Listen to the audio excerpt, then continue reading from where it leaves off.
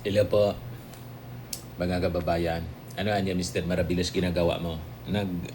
Panangalian po. Samahan niyo po ako panangalian ngayon. Mukbang muna tayo. Pero may kape ako. Ano anya, Mr. Marabilos, yung ulam mo? Gusto kong i-share ito sa inyo. Ito yung gustong-gusto ko nung ako ay hampas lupa pa.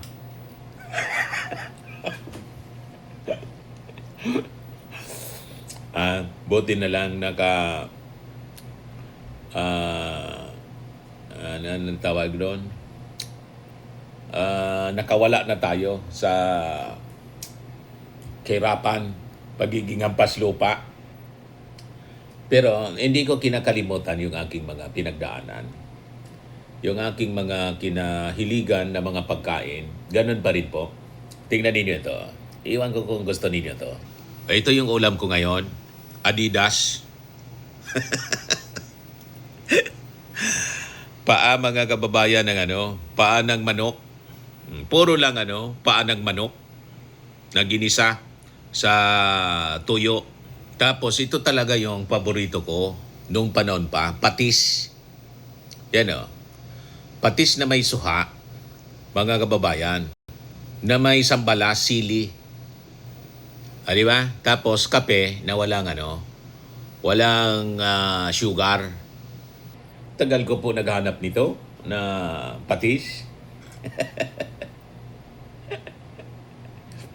Iniigop ko lang siya. Sarap-sarap. Yung kanin, nilalagyan ko lang yan. Yan Yan Nilalagyan ko lang yung kanin ng patis, ganyan Kahit yun na lang po, wala nang ibang ulam. Patis lang na pure, okay na sa akin nung panahon. At gusto ko siyang balikan kasi namimiss ko. Pero galit sa akin si Mrs. kasi yung amoy nito iba. Parang bagoong siya. Ito yung patis na, hindi yung ordinaryong patis ba na binibili lang sa mall. Sarap. Yung nakabuting patis na tawag doon, anong mga brands ng patis niyan? Dato Puti patis or Silver Swan patis, hindi yon. Yung panimpla talaga sa Ito yung kinaugalian dito sa amin. Ginagawa siya dito ng isang restaurant na Bicolano talaga. Isa sa mga pagkaing Bicolano, yung luluto ka ng sutanghon. Ang sutanghon po, bihon, para bihon. Ang sutanghon, pag ito yung hinalo mong pantimpla, napakasarap. Patis mula sa tawag dito, Urabang sa Bicol. Ano ba yung Urabang? Yung maliliit na hipon, Urabang ang tawag sa amin.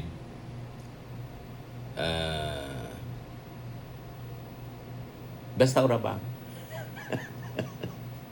Maliliit na hipon siya, hipong dagat. Yan, maliliit siya. Tapos, iwan ko kung paano paggawa niyan. Inaasinan man lang yata. Tapos, binuburo siya. Asin. Pakahugasi. Di ba? Actually, hindi man kailangang hugasan po sa tubig na. Yung dagat na, tubig dagat, di ba? Tapos, kasi pag hinugasan ng tabang, nasisira. Importante, alisin lang yung dumi. Malinis naman to sa dagat. Tapos, lalagyan ng asin. Tapos, nilalagay sa bote. Matagal. Yung iba, kinukulayan. Kaya ganyan yung kulay niya. Yung juice noon, mga kababayan, yun ang ginagawang patis. Yung preparation niya, madali lang naman. Niluluto siya sa gata. May gata dapat. Nyug. Napakasarap. Tapos,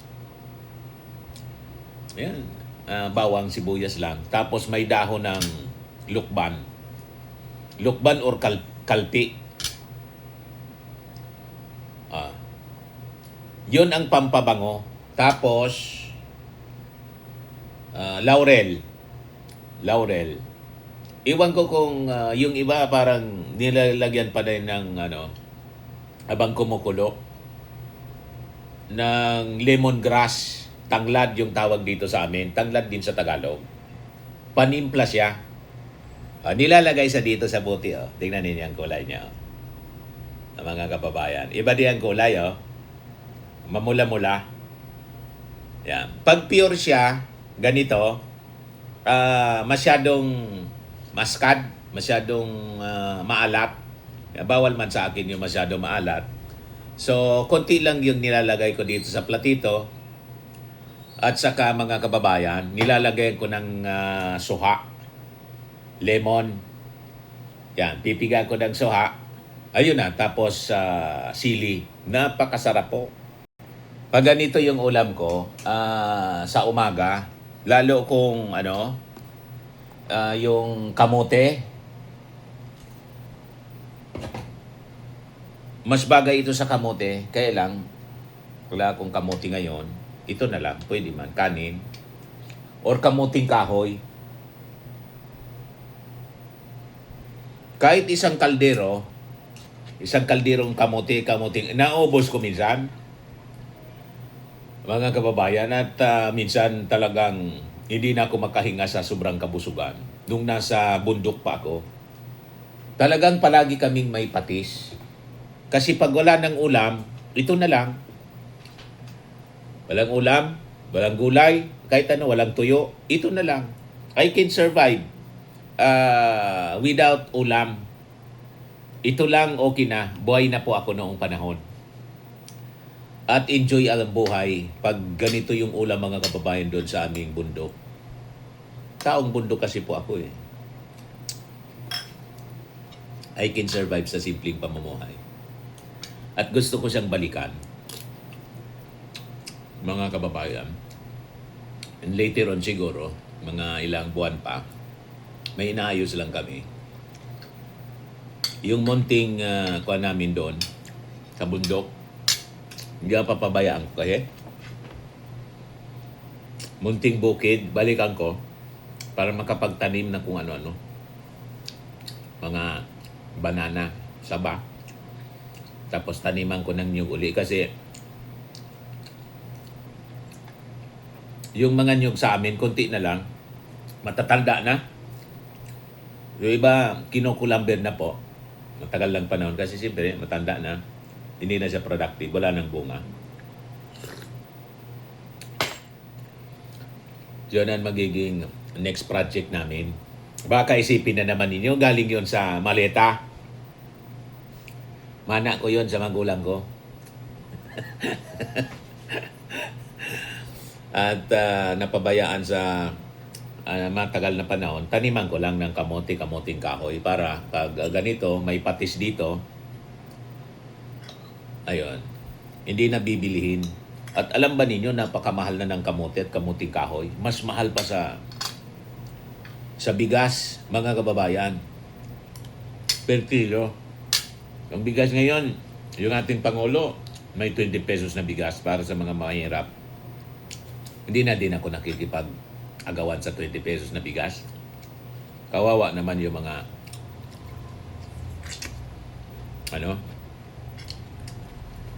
makikipag-agaw pa ako, di ba? Mga mahirap nating kababayan. Mayroon dito, nag-allocate na yung province galing sa,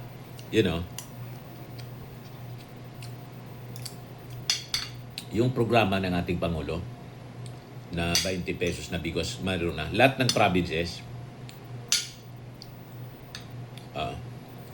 Noong panahon, may manukan din kami. Kaya lang, mahirap pala mag-alaga ng manok pag hindi mo na natutukan masyado. Yan paan ng manok. Napakalasa po. Malinamnam. Gustong-gusto ko siya. Kahit yung Kahit yung buto niya, pwede mo nguyain. Kasi malambot siya. Yung 45 days. Perfect po siya. Na ano, magkatambal. Yan o. O, di ba? Harap. Tapos kape. Pagbalik mi doon sa bundok,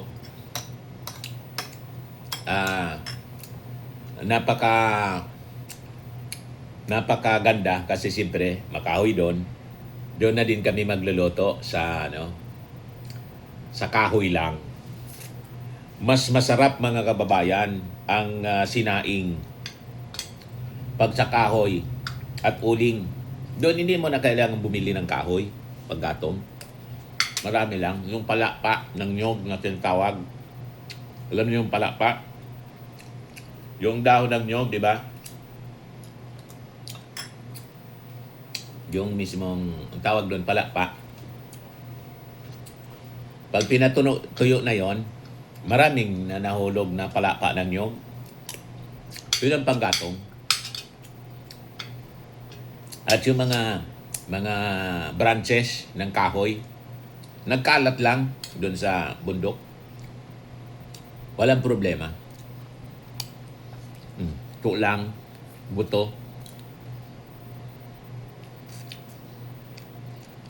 Para kain ang pusa, aso, Mr. Maravillas, kumakain ng buto. Napaka linamnam po ng buto ng manok.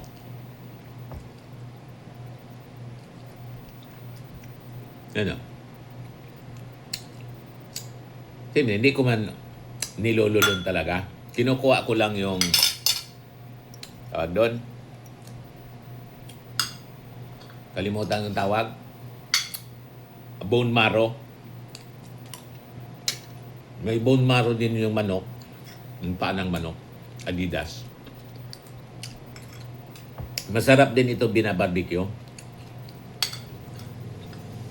So, imbes kami bumili ng sa labas, ayaw ni Mrs., bumili na lang kami ng linuluto na buto. Napakalasa niya. Tapos patis. Talagang mapapa-only rice ka. Sa totoo lang po, hindi man ako sanay doon sa mga mamahaling pagkain. Hindi man ako sanay niyan. Nagkakuan lang ako, tinatry ko lang para hindi ako mapagkwentuhan ng hindi ako lait-laitin ng mga bashers ko.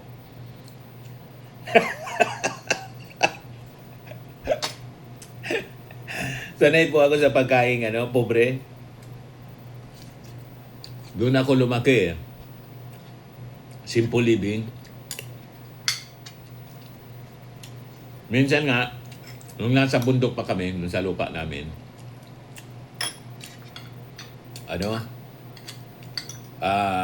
yung ulam ko sa kamote, yung mga nahuhulog lang na niyog, ang tawag doon sa amin, lago.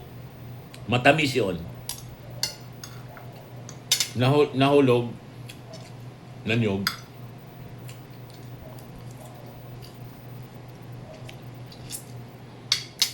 Tapos, yung meat ng niyog, coconut meat, pakaba-taka, di ba?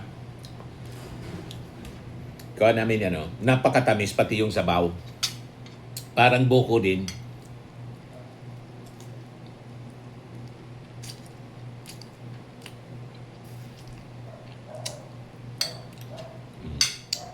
Ganun yung buhay. Tapos ang daming snail sa amin, yung kuhol.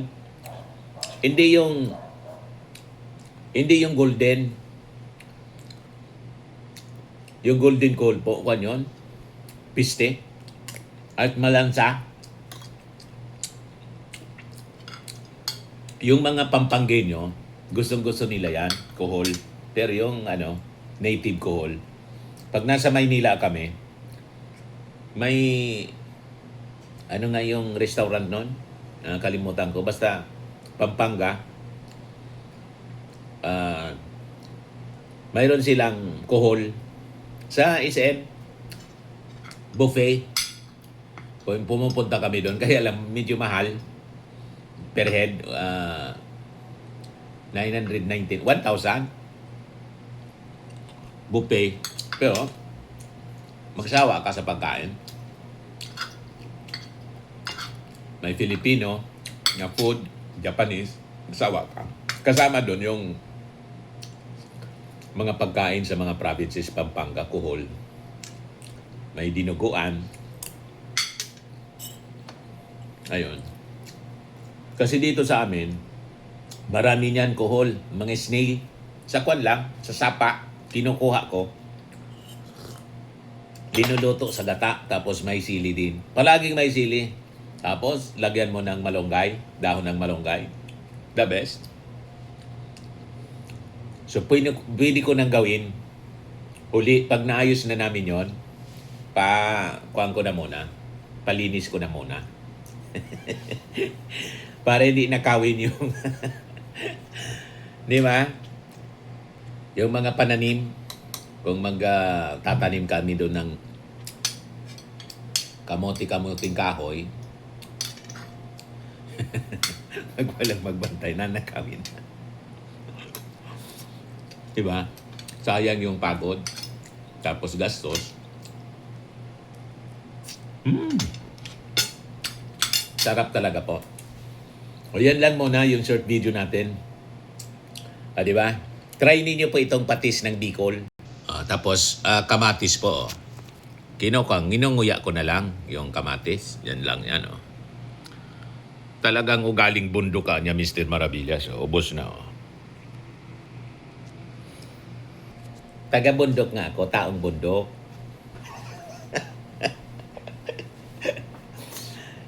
Di ba? Pinalad lang mga kababayan sa awa ng ating Panginoon.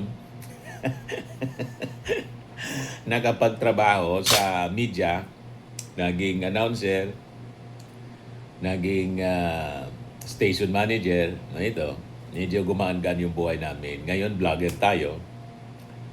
Ayun. Bye-bye po. God bless.